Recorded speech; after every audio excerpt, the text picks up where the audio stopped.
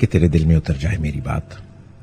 اگر یقین کی قوت نہ ہوتی تو انسان رفتوں کی منزل سے محروم رہتا۔ یقین زندگی ہے، یقین زندگی کا رہبر ہے۔ یقین قوت حیات ہے، یقین حوصلے کو جنم دیتا ہے، یقین کامیابی کی ضمانت ہے۔ جو یقین کی دولت سے محروم ہے وہ گمراہی سے قریب تر ہے۔ جس کے پاس یقین کی قوت نہیں ہے وہ اپنی منزل سے ناآشنا ہے۔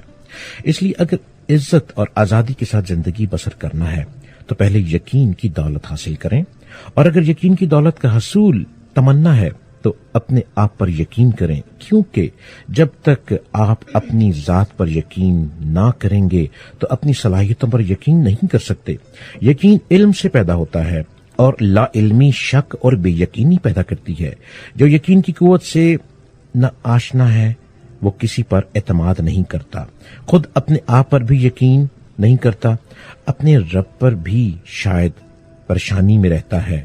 اور رب کریم نے اس لیے فرمایا کہ اتنی عبادت کر اپنے رب کی کہ تجھے یقین حاصل ہو جائے۔ کس بات کا یقین؟ کہ جو کچھ بھی رزق ملتا ہے وہ اپنے رب سے ملتا ہے۔ رزق سے مراد صرف پیٹ بھرنے کا سامان نہیں، علم بھی رزق ہے اور یقین بھی رزق ہے، عزت اور مقام بھی رزق ہے اور نیک نامی اور مقبولیت بھی رزق ہے، جرت اور حوصلہ بھی رزق ہے اور حق کے لیے سینہ سپر ہونے کی صلاحیت بھی رزق ہے۔ اس لیے یہ شرط رکھی گئی ہے کہ یقین کی منزل تک پہنچنے کی کہ آگے بڑھتے چلے جائیں یقین کے ساتھ، اور جب یقین کرتے چلے جائیں گے تو ایک نہ ایک دن منزل آپ کے قدم کو چھو لے گی۔ میری طرف سے پاکستان زندہ باد۔